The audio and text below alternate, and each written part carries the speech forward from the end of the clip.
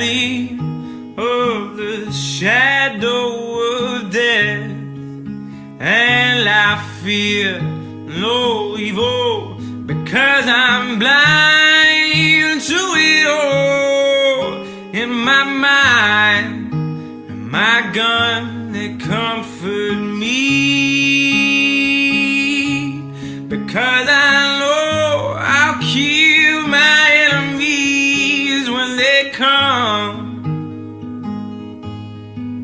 Surely goodness and mercy will follow me all the days of my life, and I will dwell on this earth forevermore. Said I walk beside the still waters, and they restore my soul, but I can't walk on the path of the right, because I'm wrong. Meus irmãos, boa noite para todos. Na verdade, uma noite maravilhosa, né? Quero convidar a abrir as nossas Bíblias. Primeira carta de Paulo aos Tessalonicenses, capítulo 5, verso 14, verso 15. Antes de nós lermos, eu só está a presença da minha esposa que está ali, Flávia, lá no filho mais novo, Abner. Fique de pé e Abner, só para o pessoal te ver, tá bom? Flávia também, né? Família, parte da família, Daniel está em Campinas, está estudando lá. E antes nós demos, fica um prazer estar aqui com vocês, tá bom? Somente a turma aí do encontro de casais. 1 Tessalonicenses capítulo 5, verso 14, 15, o texto diz assim: exortamo-vos também, irmãos, a que admoesteis os submissos, consoleis os desanimados, ampareis os fracos, e sejais longânimos para com todos. Evitai que alguém retribua a outrem mal por mal. Pelo contrário, segui sempre o bem entre vós e para com todos. Verso 17 diz: orai sem cessar. E verso 19 diz assim: não apagueis o Espírito. Convido você, então vamos orar mais uma vez. Deus, muito obrigado. Obrigado pela graça, pela misericórdia do Senhor sobre nós em Cristo Jesus. Obrigado por mais um dia que o Senhor nos concedeu. Obrigado pelo alimento, obrigado pela saúde, obrigado pelas nossas lutas em relação às nossas enfermidades, porque o Senhor é soberano sobre todas essas coisas. São lutas externas, lutas internas que nós passamos, mas o Senhor tem o controle absoluto de todas elas. Te louvamos porque a soberania do Senhor nos traz paz e nos traz expectativas também quanto àquilo que o Senhor pode fazer por nós. O Senhor fale aos nossos corações, edifica-nos, confronta-nos, consola-nos, fortaleça-nos, convença-nos do pecado, da justiça e do juízo, por meio do Espírito Santo do Senhor. Tome nossas vidas nas tuas mãos, em nome de Jesus. Amém. Quando eu olho para esse texto aqui, eu lembro da minha conversão. Eu tinha 14 anos de idade. Um rapaz veio de Goiânia, era tio de uma amiga minha, e ele falou de Cristo para mim na rua. Perguntou se eu crio em Deus, eu falei que sim, crio em Deus. Perguntou se eu crio em Jesus Cristo, eu falei, eu creio em Jesus. Você crê, Marcos, que ele é filho de Deus? E Deus falou, eu creio. Você é pecador? Aí eu falei para ele assim, quem não é pecador? Todos nós somos pecadores. E ele perguntou para mim assim, você deseja a vida eterna? Eu falei, claro que sim, eu desejo a vida eterna. Quem não quer ter a vida eterna? E ele disse de Cristo para mim, disse assim, Marcos, a vida eterna é Jesus Cristo. A vida eterna é Cristo. Se arrependa dos seus pecados, vá para o seu quarto, se você quiser, e confesse os seus pecados a Cristo. Reconheça que você é um pecador e convide-o para ser seu Senhor e seu Salvador. Estou contando isso para você porque depois dessa palavra, eu fui para casa, né? Eu aceitei a Cristo, recebi Jesus como meu Senhor, meu Salvador, né? Usando um linguajar, né? não calvinista, na verdade Ele me escolheu antes da fundação do mundo, né? E a graça me alcançou. Mas Ele disse para mim assim: não olhe para os homens, olhe para Jesus Cristo, porque os homens vão te decepcionar, Jesus jamais vai te decepcionar. Na época, eu não entendi nada disso. Não entendi essa fala dele, meu amor. Eu falei assim: o que esse cara está falando comigo? Eu falei: tá bom, né? Só que depois de anos e anos e anos de vida cristã, eu entendi a fala dele. Os homens nos decepcionam. Pessoas da igreja nos decepcionam. Pastores nos decepcionam. Líderes nos decepcionam. E eu compreendi a palavra dele. Isso marcou a minha vida, porque eu tenho olhado para Jesus Cristo. E continuo na igreja. Continuo vivendo a vida cristã. E continuo nos relacionamentos cristãos. Outra história para você, história verídica também. Eu e Flávio, nós éramos namorados. E nós percebemos que um casal de adolescentes da igreja, jovens, adolescentes para jovens, namoravam. E nós então percebemos que eles estavam tendo problemas no relacionamento deles. Em outras palavras, a gente percebeu assim que eles estavam caindo em pecado. E nós percebendo isso, nós abordamos o casal. Primeiro a gente pensou assim: não tem nada a ver com isso, não é verdade? Não tem nada a ver com eles. Mas na verdade nós fomos lá. Abordamos o casal e confrontamos o casal com amor, com graça. E nós éramos namorados. Que houve uma percepção em relação aos nossos irmãos, aqueles que conviviam conosco. Por quê? Porque nós não nos eximimos de confrontá-los, de exortá-los, de edificá-los, de colocarmos o dedo na ferida com amor e com graça. Quando nós formos conversar com eles, a menina cai em prantos, porque de fato eles estavam tendo dificuldades no relacionamento deles, de namorados. Eles eram. O texto que nós lemos, Paulo fala e exorta a igreja toda que a mesma tem que ser envolvida no muito cuidado em relação aos irmãos. E os líderes não têm somente esse papel. Às vezes nós pensamos assim, que a liderança da igreja, ela tem esse papel de confronto, esse papel de auxílio, esse papel de exortação aos irmãos. Paulo faz uma transição, ele fala a respeito do apreço, do amor, que nós como igreja, nós temos que ter os nossos líderes, depois ele fala para todo mundo. Em outras palavras, todos nós somos responsáveis, uns pelos outros, na igreja. Isso a gente tem que lembrar de dois fatos. O primeiro deles é que todos nós somos chamados à comunhão dos santos. Presta atenção nisso. A igreja, ela jamais foi destinada a ser um edifício onde pessoas continuam sós ali. A igreja é um lugar de comunhão. E olha só, presbítero Jara, a igreja está linda. Cheguei aqui, eu fiquei impressionado com a igreja. Eu vim aqui há alguns anos, né? E está maravilhosa a igreja. Mas a igreja não é esse edifício aqui. A igreja somos nós. Nós fizemos uma reforma lá em Itapuã.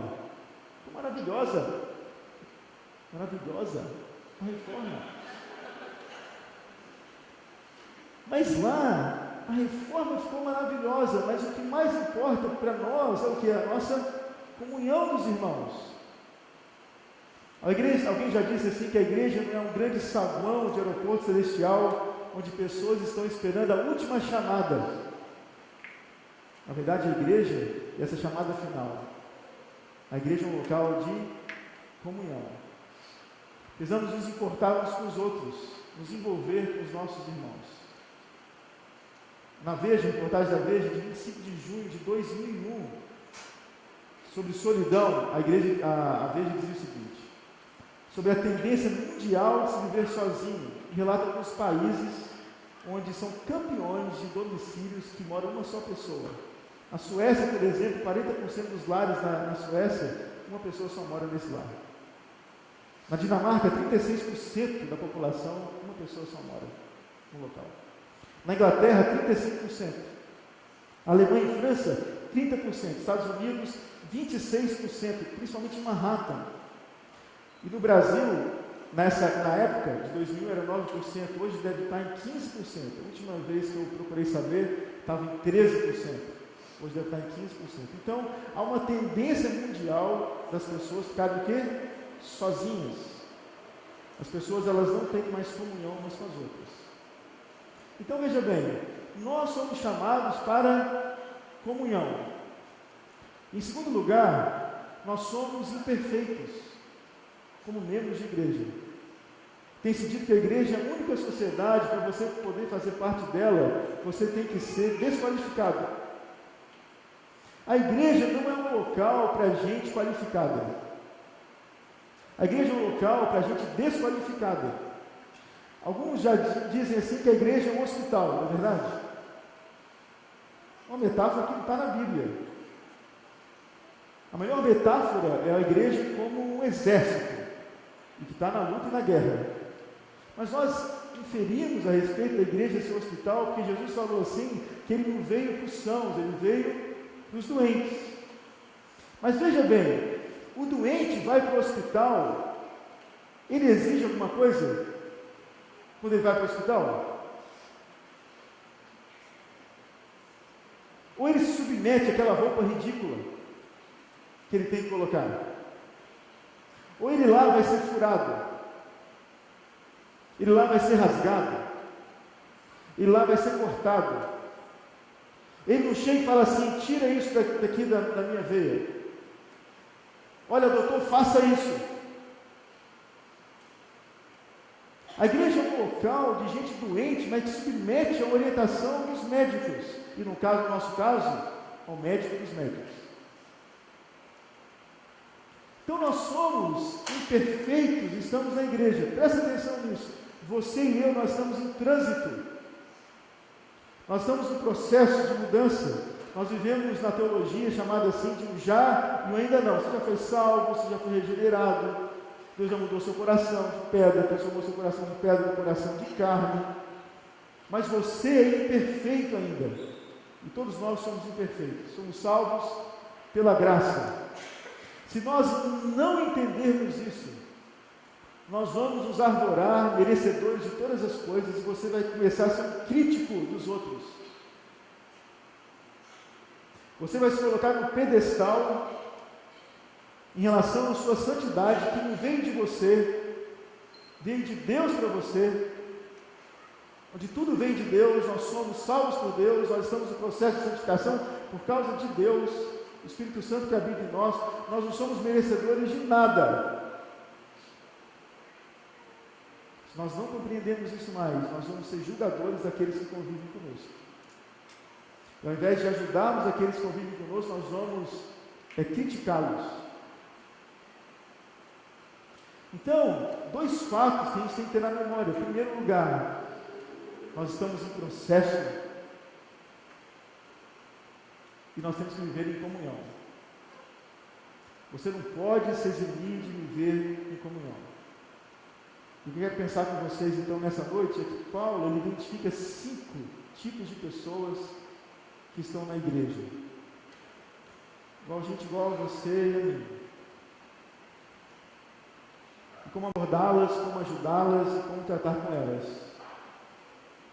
Como é que a gente vai identificar essas pessoas e como nós vamos ajudá-las? A primeira pessoa que tem na igreja, tipo de pessoas, são os insubmissos. No original, é aqueles que mantinham uma posição não apropriada, quer no exército, quer na vida civil. O contexto da carta eram pessoas que não queriam trabalhar. Mas trazendo para nós hoje a ideia de desordeiro, de pessoas irresponsáveis. Em outras palavras, gente que não se envolve, gente que não participa, pessoas que ficam de fora, pessoas que não assumem as suas responsabilidades, ou quando elas assumem as responsabilidades, elas não dão conta daquilo que elas foi colocado para elas fazerem. Então olha só, tem gente que está do seu lado aí, de repente, que são pessoas insubmissas. pessoas que não aceitam ordem, pessoas que não aceitam regras, pessoas que vivem se desviando da retidão. Gente que está aqui, está presente na igreja, pessoas que são de Deus, mas são pessoas que têm dificuldade de se submeter a outras. Pode ser no relacionamento de casa, podem ser nossos filhos, pode ser nosso cônjuge, pode ser aqueles que convivem com você, o seu grupo pequeno, não sei se aqui tem, né, os grupos pequenos. Pode ser assim, né? Pode ser gente mais próxima de você. Então, em primeiro lugar, são pessoas insubmissas. Mas na igreja também, Paulo identifica, tem gente que é desanimada, que está desanimada na igreja. A palavra no original significa pequeno de alma. Por exemplo, Mahatma Gandhi significa grande alma. E desanimado no grego aqui significa pequeno de alma.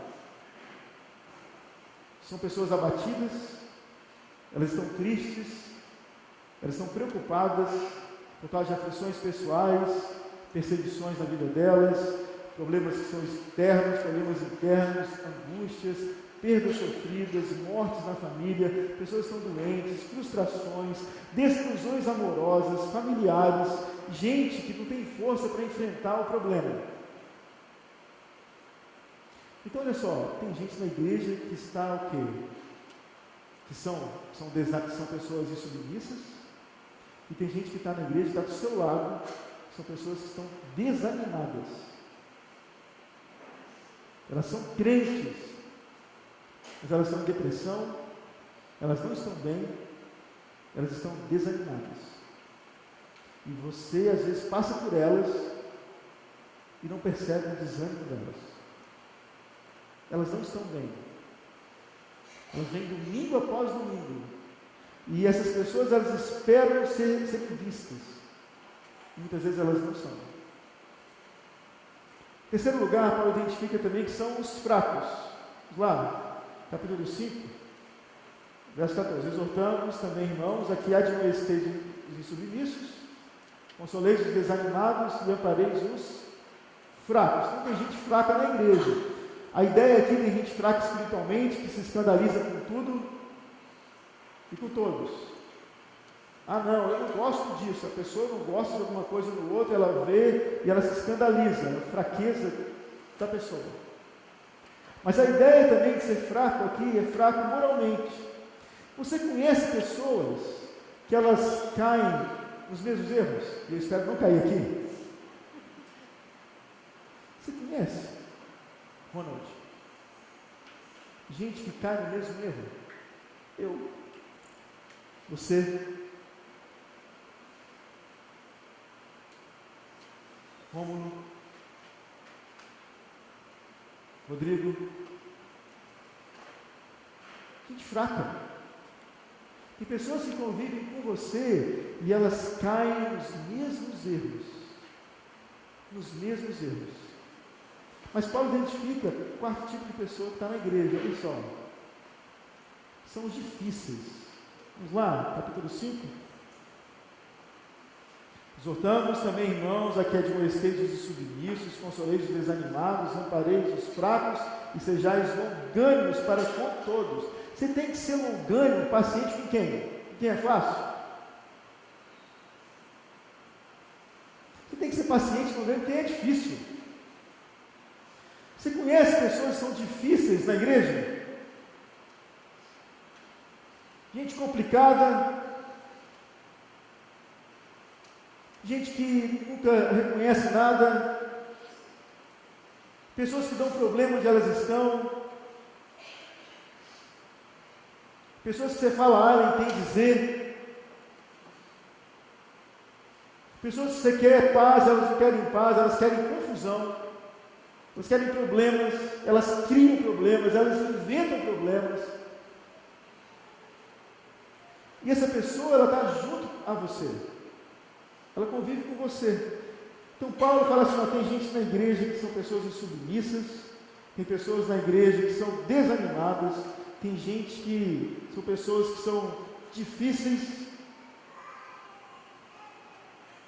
são pessoas complicadas, e tem gente na igreja que são pessoas fracas. Mas ele fala mais, ele diz assim, olha, tem pessoas na igreja também que são vingativas. Elas dão vazão à velha natureza delas. E elas agem com maldade. Vamos lá, verso 15. Evitai que alguém retribua a outro em mal por mal. Pelo contrário, segui sempre o bem entre vós e para com todos. Então, Paulo exorta para que você evite que outra pessoa retribua mal por mal. Então tem gente na igreja que quer aplicar a justiça pelas próprias mãos. Geralmente são pessoas muito justas. Mas essas pessoas, elas não aguentam segurar a onda no sentido coloquial. E elas não se entregam a Deus, dizendo assim, olha Deus, olha, cuida dessa causa. Cuida dessa minha angústia. Cuida dessa minha decepção para com o outro. Cuide daquilo que me afrontou e me feriu. As pessoas, elas não entregam as suas causas a Deus, elas pegam o colarinho dos outros e elas se vingam por elas mesmas. Você plantou, então você vai colher. Mas você não vai colher de Deus, vai colher de mim. Então tem gente na igreja, são pessoas insubmissas, pessoas desanimadas, pessoas fracas, pessoas difíceis e pessoas vingativas. Agora a grande pergunta é, como é que você lida com essas pessoas? Às vezes essas pessoas estão com você, estão na igreja, estão na sua casa. Seus presentes são seus familiares também. Como é que você vai lidar com elas? Com esse tipo de gente que convive com você. E às vezes você é assim também. Em primeiro lugar, como é que você lida então com o insubmisso? Paulo diz assim, ó, com o insubmisso você faz o quê? Você admoesta o insubmisso. Admoestar significa você chamar a atenção do outro, já esperando, levando em conta as consequências de você chamar a atenção dele. E a ideia é você tem que ser delicado e firme ao mesmo tempo. Aquele que admoesta, ele não admoesta subindo num banco e afrontando o outro. Aquele que admoesta, ele confronta o outro, mas confronta com graça, mas com muita firmeza também. E sabendo que o outro vai reagir não de forma tranquila. Às vezes, presbítero Jalim, a gente pensa que nós não precisamos admoestar os outros na igreja. Não é papel do presbítero fazer isso só. Não é papel do diácono fazer isso. É o nosso papel. Às vezes nós vemos certas coisas na igreja, certos desvios, certos erros, certas falhas. Só que nós vivemos uma época hoje de individualismo tão grande, que a gente acha que nós não participamos da vida do outro, nós somos o corpo de Cristo. E se você percebe então, de um adolescente, de um irmão seu, de uma irmã sua, que as coisas não estão indo bem, e o comportamento dele, o comportamento dela está errado, você como cristão, irmão, você precisa ir lá. O Espírito Santo de Deus, ele incomoda você. Já incomodou você? Aí você chegou e fez assim, estou fora. Eu vou ouvir, quero ter problema. Quero ver minha vida, não tem nada a ver com a vida dele, com a vida dela. Aí você se exime de confrontar aquele e aquela que convive com você. Porque no fundo você não quer ter problema. Só que nós somos chamados para admoestarmos os outros, nós vamos ajudar o outro a crescer. Não é você chegar e afrontar o outro, mas é você chegar e falar assim, você está errado. Olha, vem cá. Paulo fala para Tito, falando para as mulheres mais velhas, ele fala assim, olha, vocês são mais velhas, vocês são idosas, vocês têm que ajudar as mais novas. Serem honestas, amantes dos maridos, boas donas de casa, castas. submissas. Aí o que acontece hoje com a igreja? As mulheres idosas, elas se eximem de chegar e pegar uma mais nova, assim, ó. Vem cá, deixa eu te ensinar um negócio aqui. Olha, não está certo isso. Seja assim. Esse é o papel daqueles que são mais velhos. Só que nós perdemos essa ideia central na Escritura que nós vivemos em comunhão. O pastor falou assim, nós estamos aqui na igreja, que foi nessa nossa comunidade, é uma comunidade. Onde você se importa com o outro que está com você. Você chama a atenção, chama a razão, levando em conta as consequências. É isso que você tem que fazer. Em segundo lugar, como é que você lida com o desanimado? O texto diz o quê? Consoleis os desanimados. O problema na igreja, Karine, né? Karine, olha só, às vezes a gente admoeste o desanimado e consola sobre isso. É um problema. Você tem que consolar o desanimado. E não é consolar no sentido assim, fica bem, né? Vai dar tudo certo. Não, a ideia do texto é o que? Você segura fortemente na mão dele. Você sustenta o desanimado, você o levanta, aquele que está desanimado. Você se coloca ao lado dele, aliás. Você dá o ombro para ele. O relacionamento amigável, o discipulado a esse que está desanimado. Você não confronta o desanimado, você consola o desanimado, você se coloca ao lado dele. Como é que você lida com o fraco? Aí sim, o texto diz, ampareis os fracos. Presta atenção nisso. A igreja, ela cresce quando a ovelha cuida de ovelha. Você ampara o fraco como? Você chega junto ao fraco e você o levanta.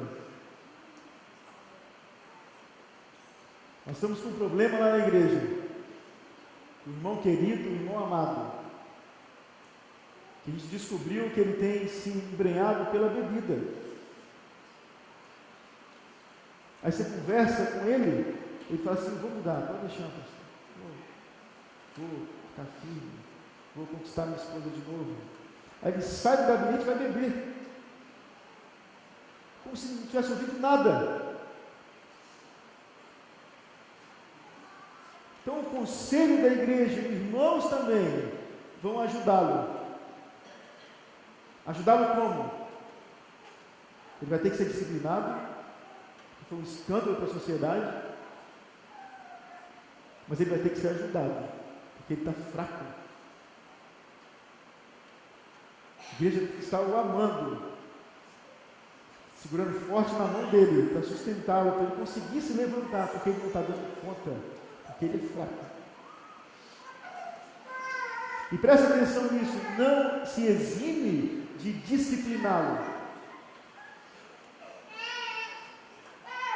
Nós vemos uma época onde nós vemos os escândalos, nós percebemos os erros, nós sabemos de tudo e passamos a mão na cabeça dos outros.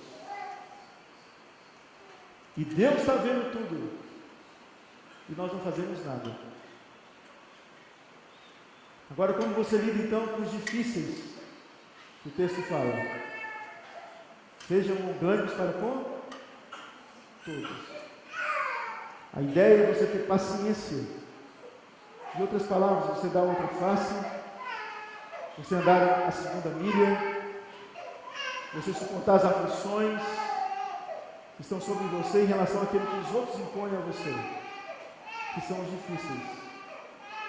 Às vezes o difícil pode ser seu cônjuge, o difícil pode ser seu filho ou sua filha, o difícil pode ser seu parente, o difícil pode ser seus irmãos que estão convivendo com você. Para esse você tem que fazer o quê? Você tem que ter paciência mesmo. Paciência com o difícil. E é difícil ter paciência com o difícil, não é? Mas você precisa ter. E Paulo fala assim: agora, como você lida com os vingativos, com aqueles que são maus em suas atitudes. Abra sua Bíblia, por favor. Romanos 12.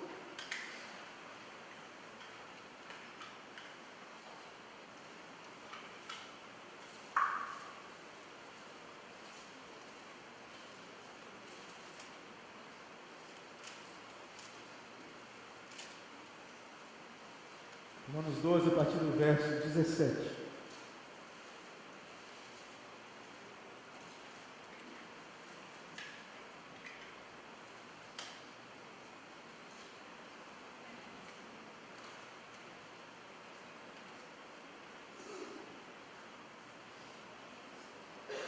A gente deve ensinar aqueles que são vingativos. O texto diz assim: não torneis a ninguém mal por mal, esforçai-vos por fazer o bem perante todos os homens, se possível, quando depender de vós, tende paz com todos os homens.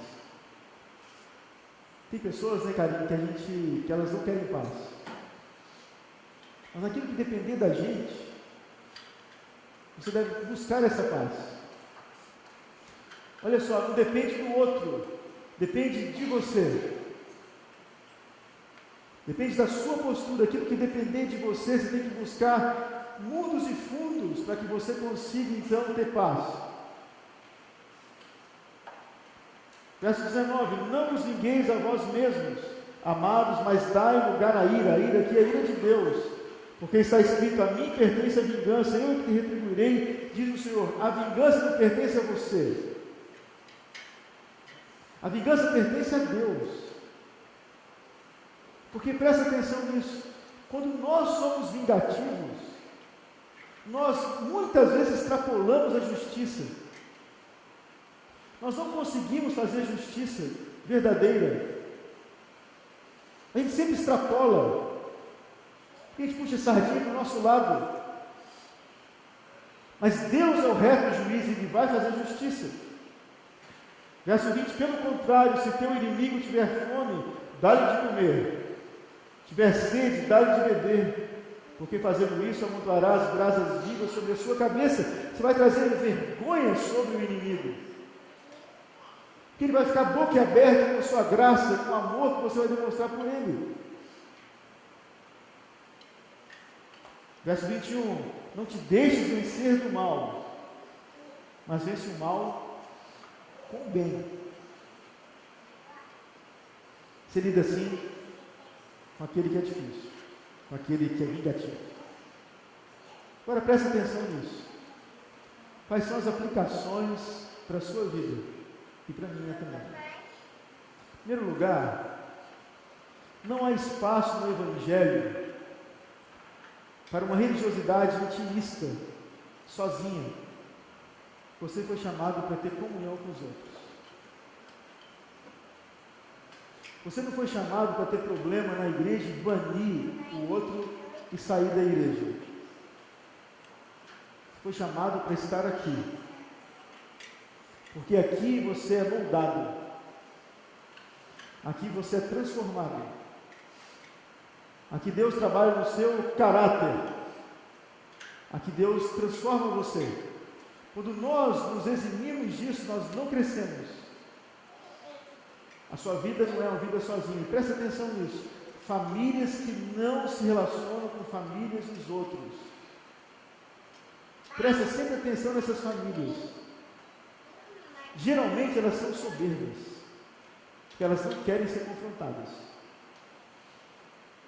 Famílias que mesmo no ambiente religioso, no ambiente da igreja, que não se mistura, são famílias que não querem ser confrontadas, porque no fundo elas são soberbas. Em segundo lugar, devemos lembrar que todos nós estamos em processo e que fomos salvos pela graça apenas. Então você foi chamado para reconhecer que você foi salvo pela graça, que você não é nada e que o outro tem problema igual a você. A graça, ela nos nivela. Ela nos nivela. Quando nós nos arvoramos dessa forma, Na verdade, nós somos muito fariseus. O problema do farisaísmo é que eles faziam tantas coisas para Deus, na cabeça deles, que Deus estava em dívida para com eles. E mostrava a conta. Presta atenção, quem não faz por amor e por graça, um dia mostra conta. Quem não faz por amor e por graça, um dia vai mostrar a conta. Vai mostrar a conta para o irmão, vai mostrar a conta para a família, vai mostrar a conta para todo mundo, porque não fez por amor e por graça. Igual a questão de ministérios na igreja. Você faz, brilha e tal. E quando você de repente tem algum problema, ou quando você não participa, quando você não é lembrado, aí você fica revoltado. Porque no fundo você não fez por amor e por graça. Você fez para aparecer. Terceiro lugar, todos nós somos responsáveis espiritualmente uns pelos outros. Vou até sair daqui. Todos nós somos responsáveis espiritualmente pelos outros.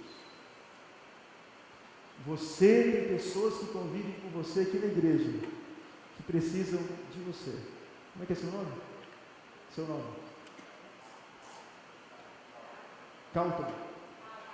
Cal. Então, você tem gente que precisa de você. Ela precisa de você, eu tenho certeza. Né? Pessoas que convivem com você, elas necessitam de você. Ou pela graça comum, onde Deus chamou para ajudar os outros, pela graça especial dentro da igreja, onde Deus chamou para ajudar aqueles que estão na igreja com você. Agora preste atenção nisso. Como que você vai conseguir agir assim? Se nós somos tão falhos. São os dois textos que nós lemos. No capítulo 15. 1 Tessalonicenses 15. Vamos voltar lá, por favor. Capítulo 5, aliás, verso 17 e verso 19. Paulo dá uma dica para os Tessalonicenses. Ele diz assim: orai sem cessar. Como é que você vai ajudar esses que convivem com você a vencer os seus problemas e as suas lutas? Você tem que estar em comunhão com Deus. Se você não está em comunhão com Deus, você não dá conta. Você vai se eximir de ajudar aquele que é insubmisso. Você não vai conseguir consolar aquele que está desanimado. Você não vai conseguir amparar aquele que é fraco. Você não vai conseguir ter paciência com quem é difícil. E você não vai poder ajudar quem é vingativo. Porque você não tem comunhão com Deus. Então você não se torna sensível ao outro que está com você.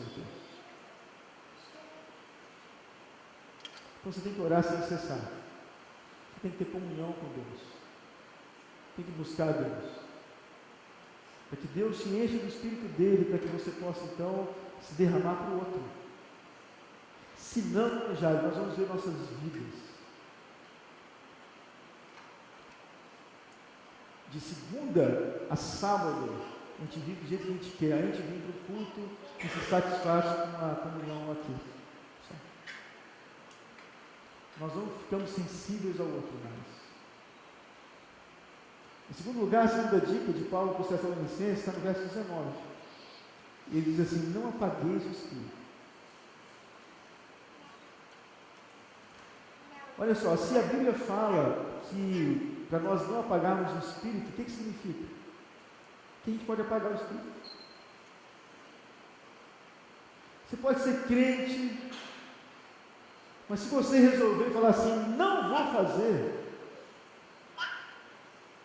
apesar de Cláudio, Deus dá um toque na gente, fala assim, Cláudio, faz isso, Cláudio. Aí você fala assim, não vou. Mas a gente não pode fazer? Claro que pode. Podemos resistir ao Espírito, podemos apagar o Espírito, podemos não nos deixar sermos influenciados por ele, porque a gente vive a nossa vida. Aí você não vai fazer nada disso que foi dito aqui. Porque você não tem comunhão com Deus, nós não temos comunhão com Deus, e nós vamos apagando, domingo após domingo, o Espírito de Deus em nós. Nós não somos sensíveis. Deixamos a coisa correr de qualquer maneira. E a igreja, ela não se transforma, não muda. Não é por causa dos presbíteros, não é por causa dos diáconos, é porque a gente perdeu a noção que nós participamos da vida uns dos outros. E isso pode começar na sua casa e se estender para a igreja, para a sua vida de comunhão aqui com os irmãos. Você foi chamado para ter comunhão com os irmãos, comunhão verdadeira. E não só vir no culto de domingo, numa igreja bonita, como essa aqui.